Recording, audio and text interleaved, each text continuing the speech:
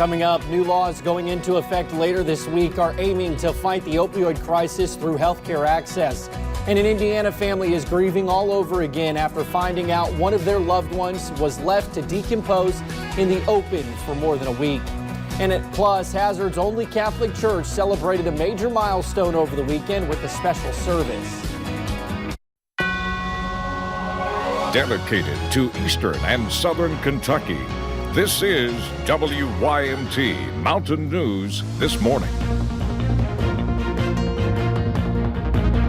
Good morning. It is 5:30 on Monday, June the 24th. I'm Will Puckett. Thank you for tuning in to Mountain News this morning. Well, yesterday was a pretty day, and towards the afternoon, we went right back to our bread and butter, which is rain and thunderstorms. Let's bring Brandon in this morning on this severe weather alert day. And Brandon, people should be weather aware today because at some point we're expected across the region to see some severe weather. Right, exactly. Kind of like we did last night, and it kind of died down quickly. I think it's what's going to happen today. We'll get fired up this afternoon and die down quickly. But this morning, quiet conditions as we head out the door. Let's take a look at the Hazard camera, and you can see daylight starting to break here, but a little bit of fog starting to show up now across Hazard and the region. Not seeing it on the sensors too much because of the simple fact most of these sensors are in higher elevations, although we are seeing limited visibility Harlan, Jonesville, and Jacksboro right now. Live pinpoint Doppler radar quiet for the moment, but it's going to get a workout again later today. Temperatures mild in the upper 60s and low 70s across the board this morning. So again, not too cool, not too hot,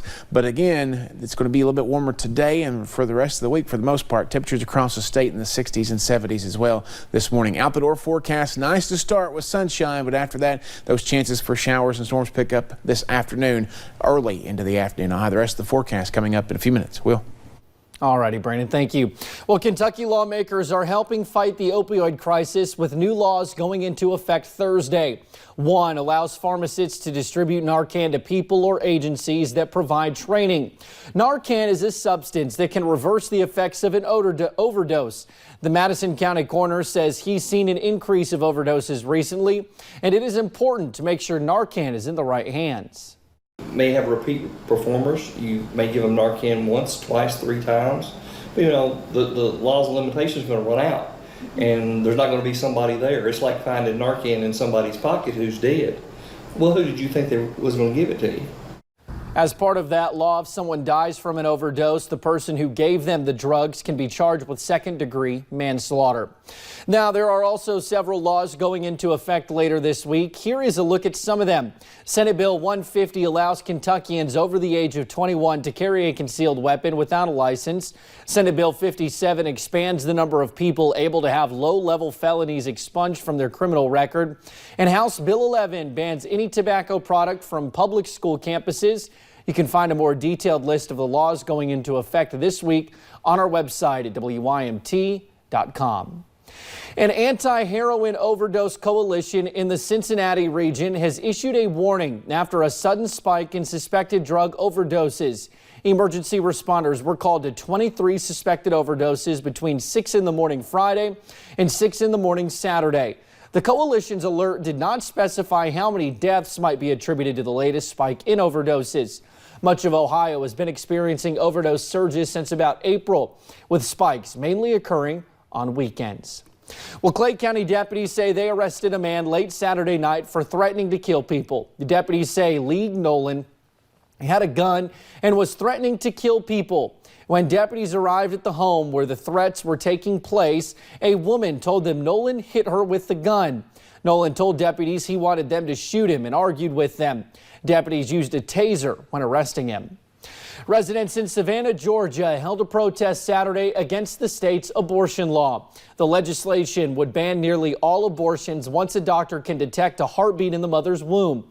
Organizers say they are fighting to get back their choice and body. Whether that's to terminate a pregnancy, whether that's to have an advance directive, the right to choose what to do with your own body, and that bodily autonomy is at risk with this HB 481. It's going to affect more than just, you know, someone being able to get an abortion. It will affect the local economy here. Georgia's new abortion law is set to take effect January 1st, 2020. In Arcadia, California, demonstrators there were outside the Santa Anita racetrack Sunday protesting the latest horse death. A horse named American Currency suffered a severe leg injury Saturday. This was the 30th horse death since December 26th. Santa Anita says they are making changes to reduce the number of injuries and deaths. Trainer Jerry Hollendorfer was banned from Santa Anita after a 4th horse died in his care. It has been nearly 1 month since a mother of 5 children disappeared in New Canaan, Connecticut. Investigators were searching at a trash facility recently in connection with the case. Jennifer Doulos was reported missing on May 24th. It is the same day police said cameras in Hartford's North End recorded someone fitting the description of her estranged husband, Fotis Doulos, and his girlfriend, Michelle Traconis, dropping off garbage bags in dumpsters along a 4-mile stretch of Albany Avenue. Well, a Central Indiana family says they're grieving all over again after Indiana State Police found 4 bodies decomposing at Porter Funeral Home last week. The family learned one of the 4 was their father. 2 daughters dealing with a tragic loss after their father, 56-year-old Dwayne Nance, lost his fight with cancer on June 7th. They held a viewing at Porter Funeral Home on June 12th. Thursday, June 20th, Amber and Ashley were left stunned after getting a phone call learning their father had been decomposing at Porter Funeral since they last saw him on the 12th of June. It was just kind of like pulling the scab off of a wound. You know, we had thought we were to a point where we could really start moving past it, trying to grieve, and then it was like, boom, here it is again, you know, rubbing salt in the wound and just kind of reliving everything all over again. The family says nothing seemed out of the ordinary at the viewing. In New Hampshire, a Deputy Attorney General Jane Young identified the 7 motorcyclists who died Friday night after they were struck by a pickup truck towing a flatbed trailer. The crash happened Friday around 6:30 p.m. when the truck and trailer collided with the group of 10 motorcycles on Route 2. During a Sunday news conference, authorities identified the victims, who were members of Marine Jarheads MC, a motorcycle club that includes Marines and their spouses.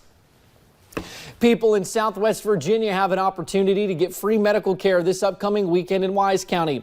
Remote Area Medical, along with the Health Wagon, will host a RAM clinic at the Wise County Fairgrounds Friday, June 28th through June 30th. The parking lot will be open no later than midnight each morning, and ticket distribution will begin at 3 in the morning. Dental, vision, and medical services will be provided free of charge. Well, they are back. Thousands are in Louisville for the Skills USA National Conference, the world's largest hands-on skills competition. Reporter Maria Ansari at our sister station WAVE spoke with students and the executive director about how the conference is supporting young adults. For the 5th year in a row, Skills USA returns to Louisville. This is video from previous years. The conference showcases the very best in career and technical education for the skilled trades. Students compete in robotics, engineering technology, auto service, smart home technology, construction, graphic design, photography, aesthetics, and medical sciences, and so much more. The conference starts on Monday and runs through Friday. 19,000 students, teachers, education leaders are in Louisville and Southern Indiana, staying in area hotels and eating at restaurants. It's the third largest convention for Louisville, the majority of it taking place at the Kentucky Expo Center. We have 6,400 students competing in 103 different competitions, and it's really amazing to see the variety of competitions that we have. Since Skills USA covers 14 of the 16 career clusters, you'll see welding, you'll see entrepreneurship, health science, and it's really awesome to see how everyone's honing in on their job-specific skills. Employers are screaming for talent, particularly technical talent. And these job-ready skills that the students are learning are so in demand all across this country and really globally around the world. Skills USA framework that we've developed, and that's taken directly from business and industry. We asked them, what do you want to see in these prospective employees? And they came up with this list of what we call 17 essential elements. And all these really are what we call transferable career readiness skills. Skills USA has an estimated economic impact of $26.7 million. Louisville Tourism estimates the total hotel room nights for the week at more than 36,900. In 2021, Skills USA will be headed to Atlanta. Despite having new hotels in the Louisville area, the growth of the conference is outspacing hotels here. Myra Ansari, WAVE 3 News. Back here in eastern Kentucky, the Mother of Good Counsel Church in Hazard celebrated their 80th anniversary Sunday. Though the church was built in 1939, members began meeting as early as 1913. WYMT's Katie Cook talked to some of its members as they celebrated their anniversary. Just up these steps, you will find a true work of art. I love everything about the church. A building first dedicated in 1939. I have many memories. And behind these stone walls are arguably some of the nicest people you'll ever meet. Everybody knows everybody, cares about everybody. The members of this church share a special bond through their faith. We had a lot of nice priests. The longest been Father Mike. He used to be here 20-some years. And usually no priest stays that long at one place. Maria Hall started attending back in 1956. She moved to Hazard from Europe. And I'm glad to be here. A special Sunday morning filled with prayer, singing, and celebration. It's a very comfortable place. It's a very peaceful place. This historic building serves as the only Catholic church in Hazard. I was born a Catholic when I left Hungarian, and I'm still a Catholic, and I'm gonna die one. Giving the congregation a place for faith and friendship. In Perry County, Katie Cook, WYMT Mountain News. Now, the church holds services every Sunday, and members say new visitors are always welcome. Well, archers from all over the country gathered at the Laurel County Fairgrounds for the Matthews ASA tournament over the weekend. But one amazing duo caught everyone's eye. Austin Jones and his dad, Jason, have been a team since day one, traveling across country, competing in the sport that they love. As Austin gives directions to his dad on where to place the bow, all Jason does is pull the trigger. Having him by my side on every target just makes everything easier. At first we couldn't shoot very good at all. I mean, we'd shoot big old groups like that, and so I never thought that we'd be able to shoot together, especially not to this extent where he could, compete nationally.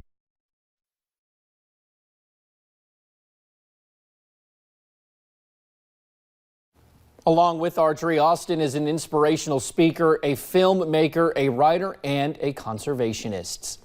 Well, one pup has been crowned as the world's ugliest dog, but that's actually a good thing. We'll tell you why in just a few minutes. After a fairly quiet start to the day, our weather pattern gets active heading into the afternoon thanks to the approaching cold front. I'll break down our threats in about 3 minutes.